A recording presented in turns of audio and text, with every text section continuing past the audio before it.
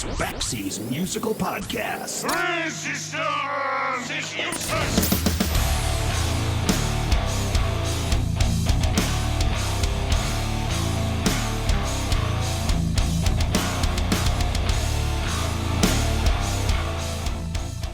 It's been 27 years since the last time the band X released their last studio album. 27 years. The last one was Jesus in 1993, and it's been 35 years since the band released an album with all four original members, including John Doe, his ex-wife Exene Cervenka, Billy Zoom, and DJ Bonebreak. And even though all four original members have been touring for the last several years, it wasn't until this month that X released their latest studio album entitled Alphabet Land, on what would be the 40th anniversary of the release of their classic 1980 debut album, Los Angeles, which all by itself is one of the best punk albums of the 1980s. And honestly, while reunion albums are often hit or miss, the new album is as great as anything they've done since 1981's Wild Gift or 1982's Under the Big Black Sun. X was formed by guitarist Billy Zoom and bass player John Doe in 1977 in Los Angeles, California.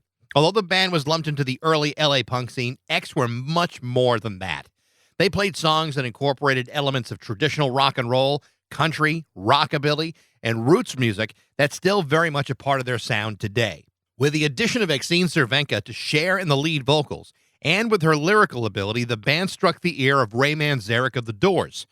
Ray loved the band so much, he went on to produce their first four albums, including their debut Los Angeles, Wild Gift, Under the Big Black Sun, and More Fun in the New World. And while the band were ignored by radio stations around the country, their albums were classics. They appeared in the film The Decline of Western Civilization by Penelope Spheris, and Erg, A Music War. And in 1983, the documentary The Unheard Music is one of the better rock documentaries of its time. So to have a new album by X that stands up to their best work is a real treat. The band was set to continue their 40th anniversary tour with the Violent Femmes this year. All of that was put on hold due to the pandemic. So to get a chance to talk to John Doe during some very rare downtime was also a real treat. John Doe is a writer, an actor, a poet. He's released 13 solo albums on his own. This is my conversation with John Doe from X on Backseas Musical Podcast.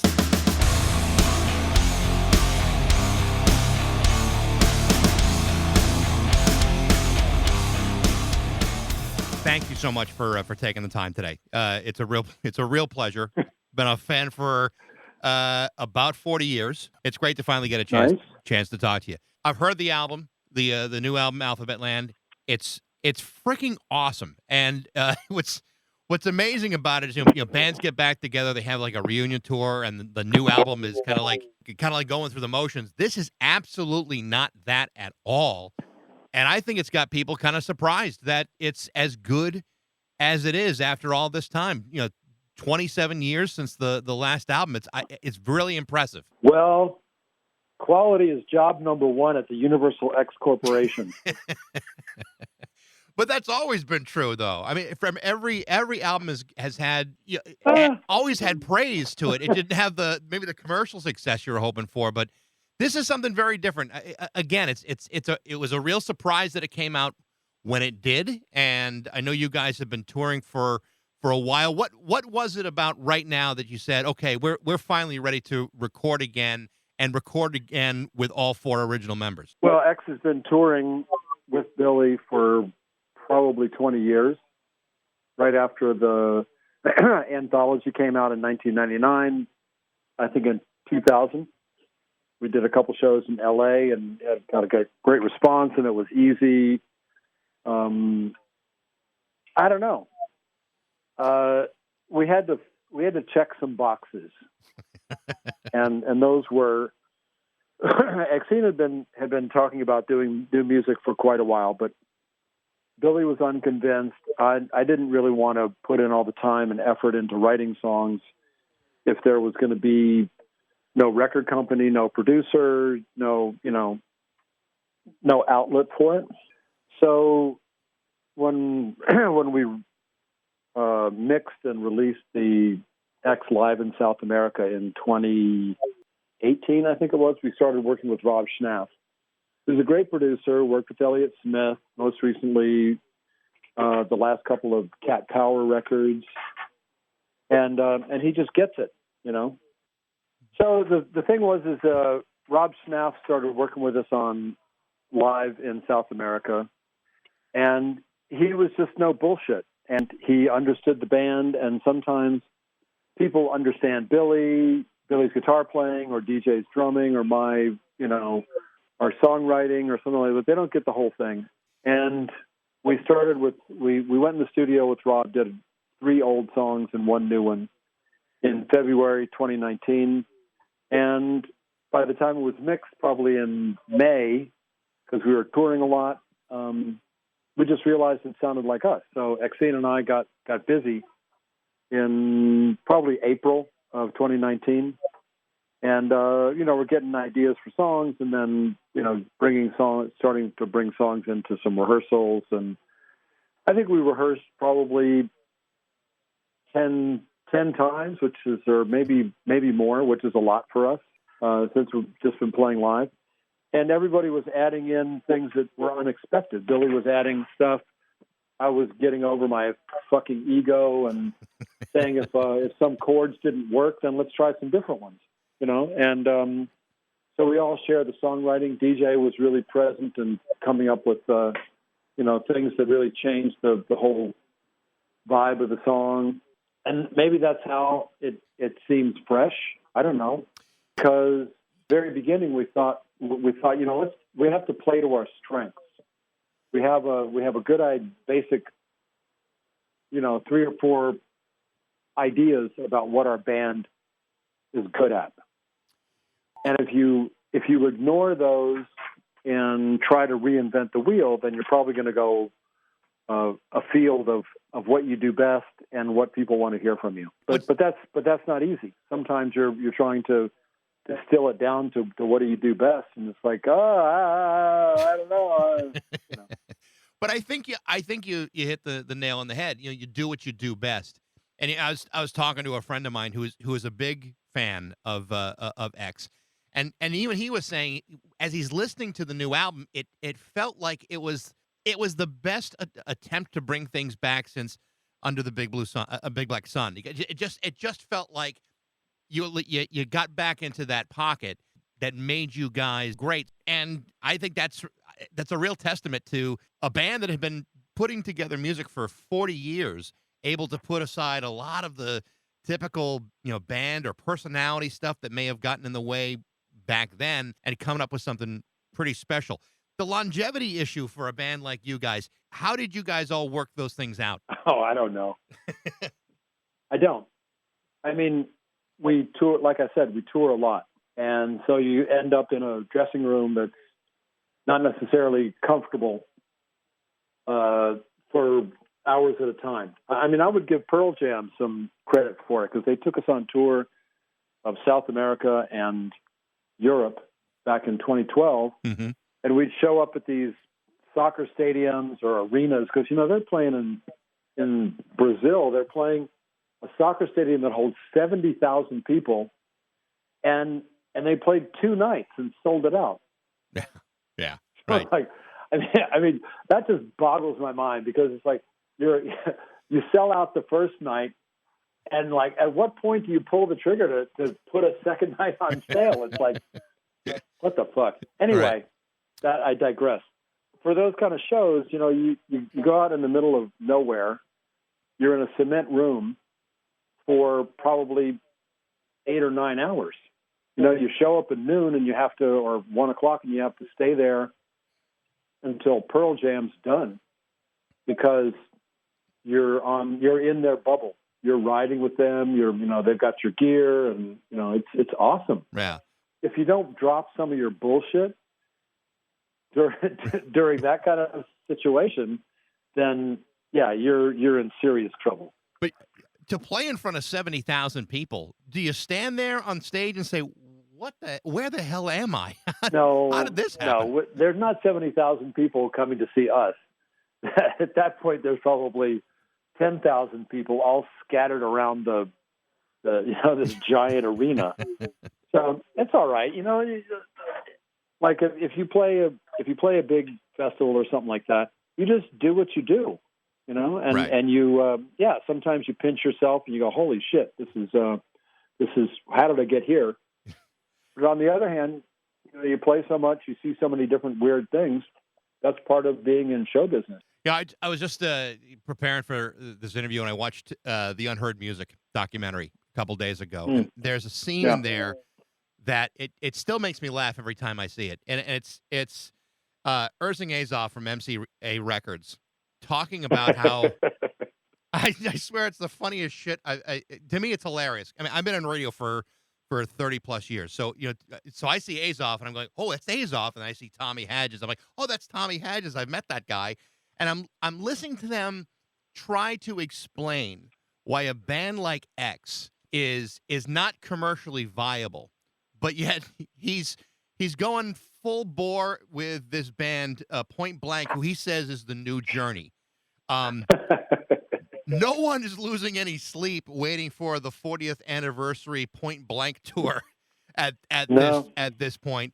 And it just I've always known to be true about records and in particular radio, that there's always been this sense that they were willing to ignore music so they could castigate a genre, or universally just say punk has no place in radio. But yet as soon as they realize, hey, there is a commercial viability to bands like the Talking Heads or the Clash or U2, for example, all of a sudden they're falling all over each other, waiting for the next big thing. It makes me laugh because it's garbage, and it was back then, and I can't say it's changed terribly since then, all those years ago. Your relationship with record companies and radio, tell me about what you felt back then when you were given those kinds of excuses why you couldn't get great songs on the radio. Well, we never heard those excuses. It was all just a mystery to us. And, until we saw, until we saw that interview, and when we were mystified like you are. We were mad. We were, punk rock at the beginning was a badge of honor. And then you realize that you're being placed in a ghetto. Right. You're being you're in the ghetto of punk rock. You can't come out. You can't break out. And just on a whim, we did that version of Wild Thing. Elektra sent it out in a plain white cover, and radio stations were calling them up saying, "Oh God, this is great. Is it Joan Jett? Who is this?" And they said, "No, it's X." And their reply would be, "Oh, well, we can't play it because it's punk rock." And, and at that point, you're just thinking, you know what? Fuck all of you. And I'm not bitter. I'm just I'm glad that we didn't have like one hit and then that's it. And that's it. We still have some street cred, and we're still we're still weird enough for people to think, I don't know, the singing that they do is too weird for me, and whatever, that's good. I remember years ago, and this goes back to probably late 80s, early 90s. Radio tried to push mystery artists on people, and the particular track was a redo of the Argent song "God Made Rock and Roll for You," and it was a good version. And everyone wants to know who it was, and all we could say was, "Oh, it's a mystery track." Well, it wound up being Kiss.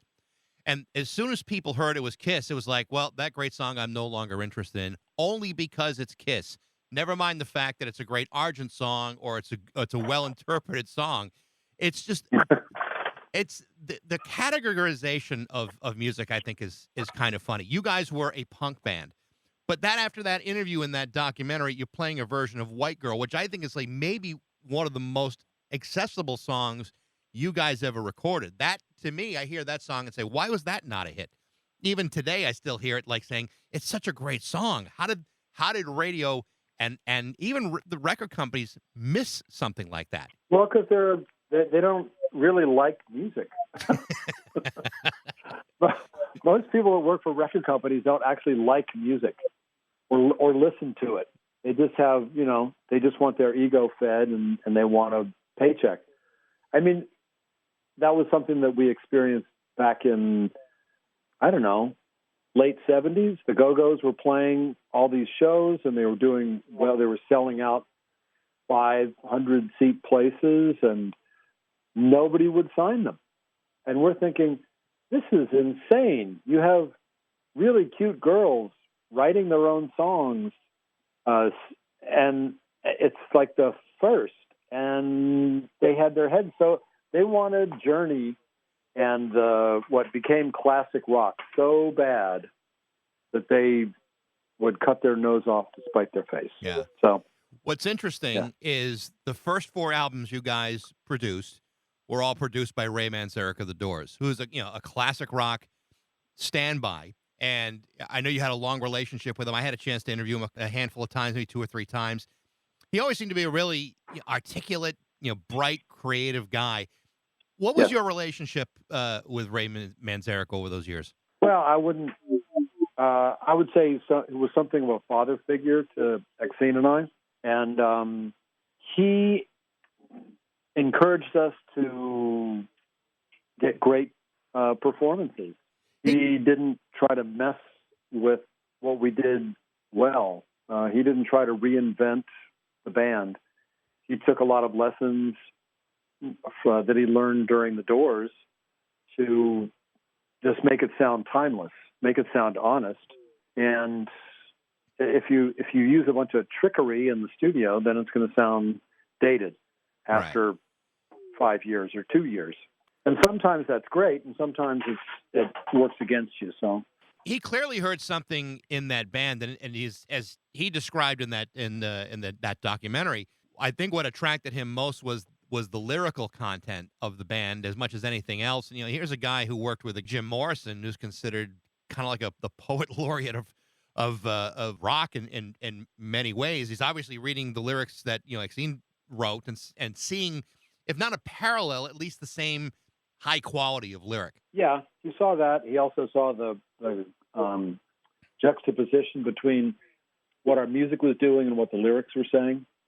There were different levels that you could appreciate it on, and he saw a relationship between us and our audience that reminded him of the same kind of scene that the Doors came from. He also didn't mess very much with the harmonization between you and Exene on together. I mean, I would imagine a lot of producers would say, "Well, we can fix this or adjust this here," but I mean, it's such a signature part of the band and how it sounded that's like the band's logo. Is that harmonization between you and her? Yeah, well, he was smart in that way, and that's the same thing that I think Rob Schnapp got. And sometimes producers or listeners just don't get it, and that's cool. And there's plenty of bands that people that I respect like, and I just don't get it.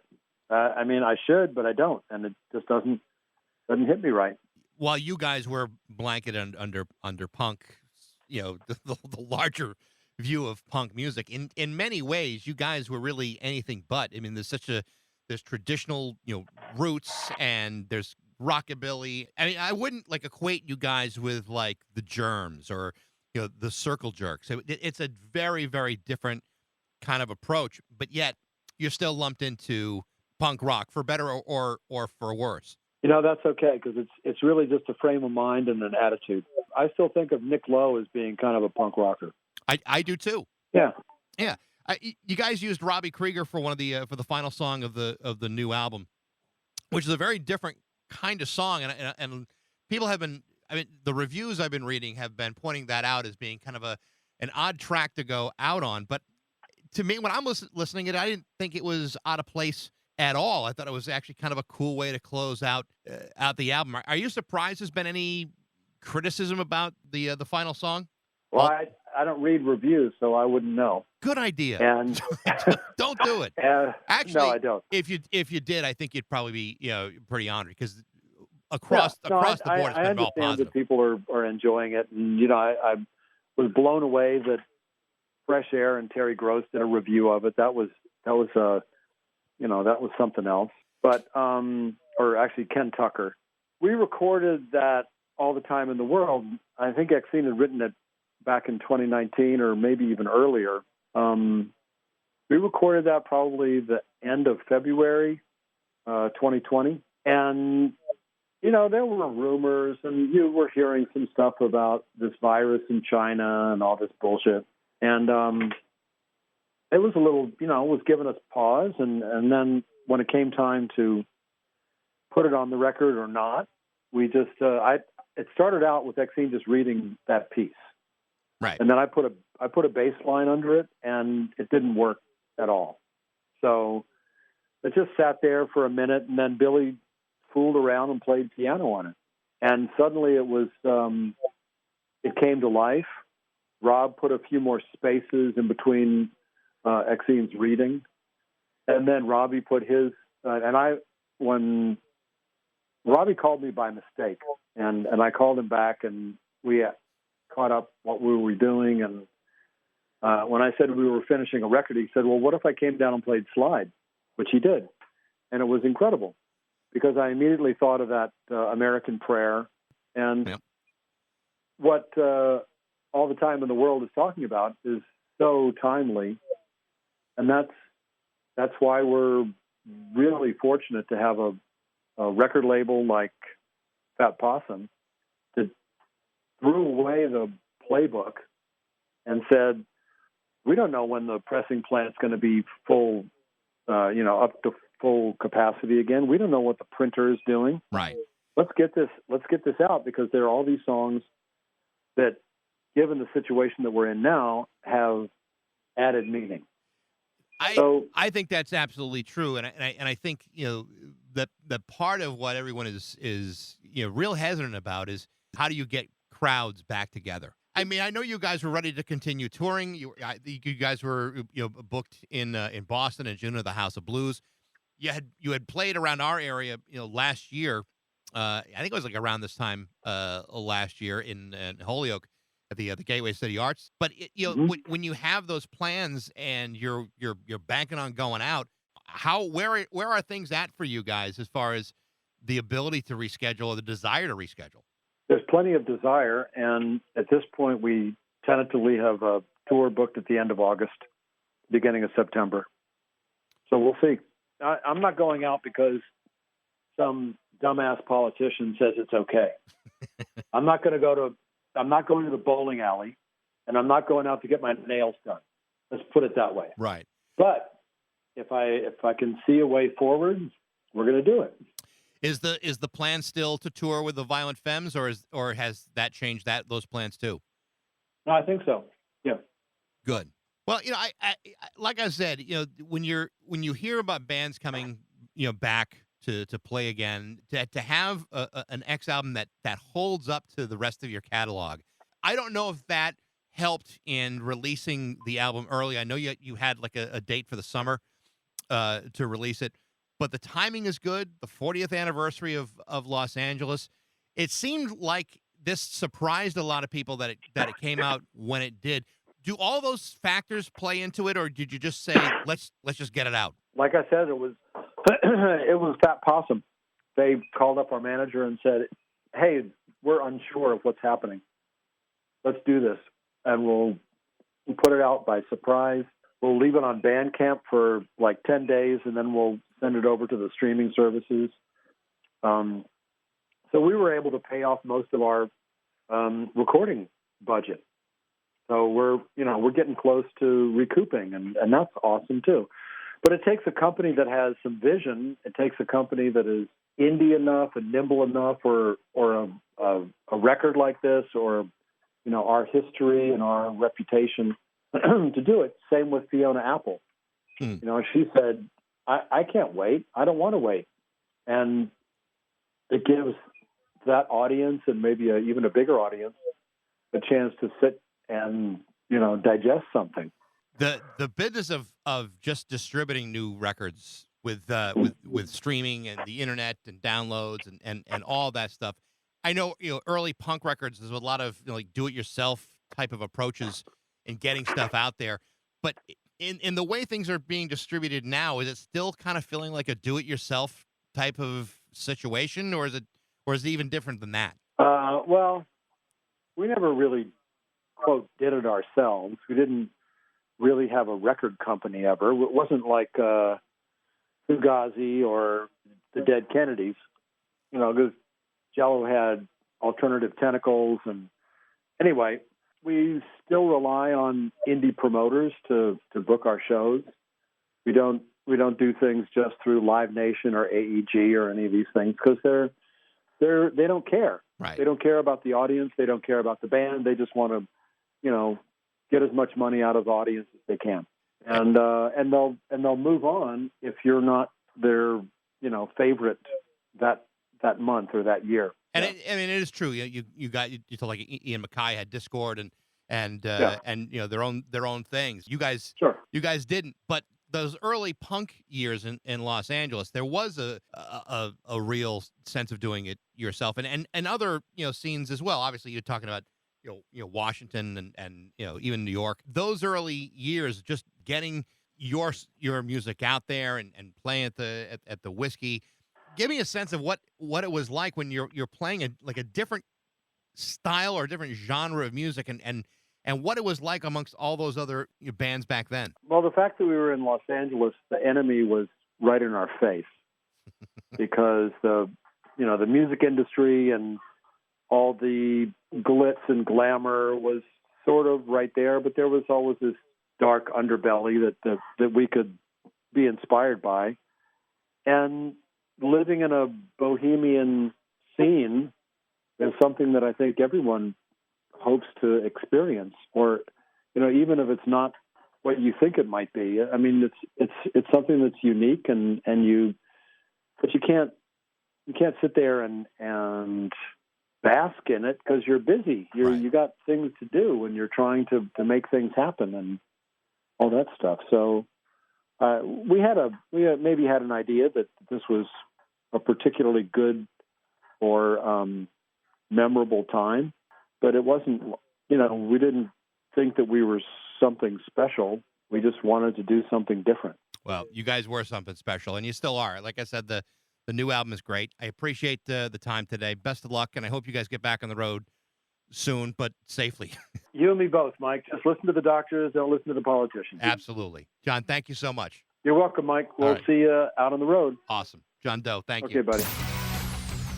So there you go. That was pretty cool. John Doe of X. Not too bad. Listen, I'd love to hear what you're thinking about the podcast. You can email me at bax@rock102.com.